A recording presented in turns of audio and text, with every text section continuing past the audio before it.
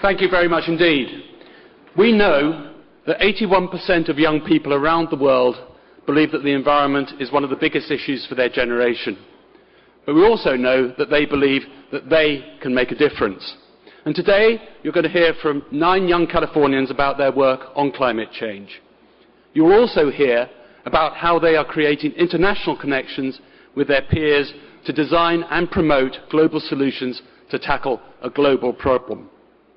Now, this summit has shown that tackling climate change requires multilateral action. But this action is not the preserve of governments alone. It must also be taken up from people right around the world. And that's what we do in the British Council. We create people-to-people connections which stretch across borders.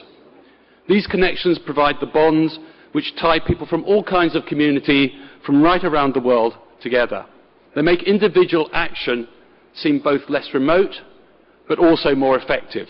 And that's key to making change happen. Through our work with partners right around the world, and here I must mention the Californian Air Resources Board, our partners here in California, we support the work of talented and passionate people right across the world who are committed to tackling the causes of climate change, and many of these young people are under the age of 18. And 9 of the 15 young champions are here today to tell you about, in their own words, why climate change is urgent and important to them and what they are going to do to address it. So I'll leave it to them to speak for themselves. Hello. We represent 15 California climate champions, 200 international climate champions, and millions of youth from around the world. We believe that climate change is a problem of our generation, and it's our responsibility to change the habits of society and repair our planet. From talking to friends and classmates, I've learned that in every school there is an untapped energy and enthusiasm to lead a sustainable lifestyle. Youth around the world are capable of creating positive change and need a voice in climate change negotiations. We may have different perspectives on the solution, we may speak different languages, and we may come from different backgrounds, but we all share a common purpose.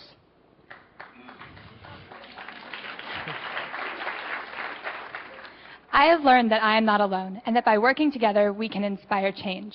But do people my age have the energy, motivation, and conviction to solve this problem? Yes, we do. We care about climate change because our economy, society, and quality of life will not continue for our children unless radical action is taken now. We care about climate change because everybody seems to know about it, but not everybody is doing something about it. How could you not care about the health and safety of those who are directly affected from hurricanes, wildfires, drought, flooding, lack of water, and poor air quality? I envision a future where everyone can live a sustainable life without stripping resources from others or coming generations. I wish for a world that operates on clean energy sources without emissions. I want to see climate change taught in schools so that classrooms can become models for sustainability and students can take initiative in starting changes related to climate change. When I look to the future, I wonder, how do we keep the next generation from taking the burdens on from climate change? As climate champions, we reach out to others to tell them why climate change is so important to us, lead by example, and reduce our personal impact. Each of us climate champions has an individual project that we hope will lead to larger action. So what we do locally is felt globally. And whether it's getting recycling programs or solar panels installed in our schools, or communicating our message through television and newspapers, or building websites and starting carpool initiatives, we're all tackling climate change at the local level. We're all working on community greening projects, and for a minute, I'd like to share mine with you. I created an initiative called Students for Solar Schools, which relies on the focused efforts of students to campaign and lobby for solar panels. Right now, we're lobbying for approval of the panels on Westlake High School right here in Southern California. And also, and also laying the groundwork for a massive fundraising operation. But most importantly, Through our website, we are working to inspire others across the country to take up a similar challenge and fight for sustainability themselves.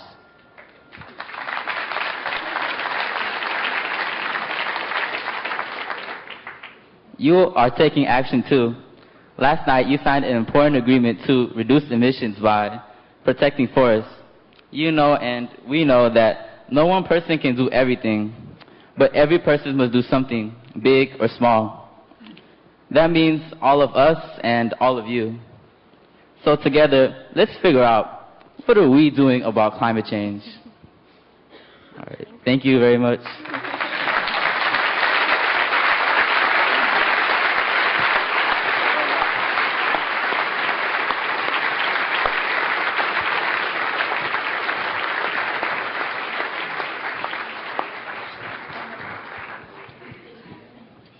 Thank you, Martin, and thanks to all of our climate champions. Great inspiration. Now, if you couldn't tell because they look very mature, those were high school students, and obviously our university students are equally important in picking up this challenge and taking this to the next level. So I'd like to now introduce the other half of this young student equation, Michael Cox, the chair of the California Student Sustainability Coalition. Please welcome Michael Cox.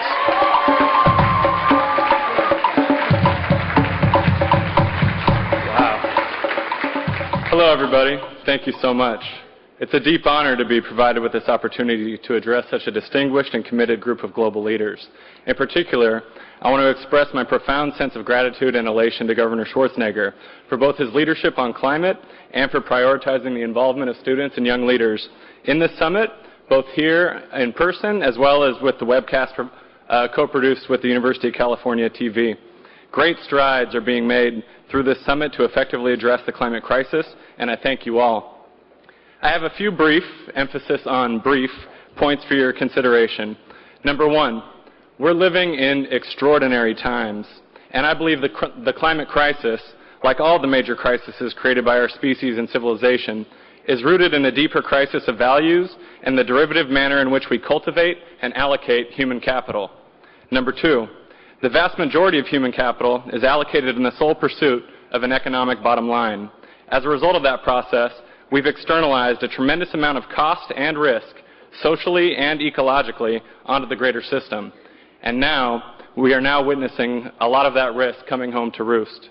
Number three, over half of the population of our species is now under 30 years old, and that demographic trend is growing.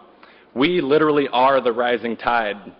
Whether we lift all boats or flood civilization remains to be seen. Number four, if we are to unleash the latent potential of our species, especially the young, if we are to have a smooth transition from a civilization based on an economic bottom line to a civilization based on a bottom line that integrates economic interests with that of social equity and ecological integrity, if we are to transcend the danger and realize the opportunity inherent in the climate crisis, we must re-envision, reinvest, and recreate our educational systems. We must comprehensively green the education sector. Institutional practices, curriculum, research, leadership and workforce development, and community partnerships. This really will be our engine of change. And last but not least, the early movers who do this, who green the education sector, they will secure a competitive advantage in the emerging green economy and earn a leadership position in our emerging green civilization. And that is why myself and all the people that I work with are working very, very hard to green the schools in the Golden State. Thank you very much for your attention.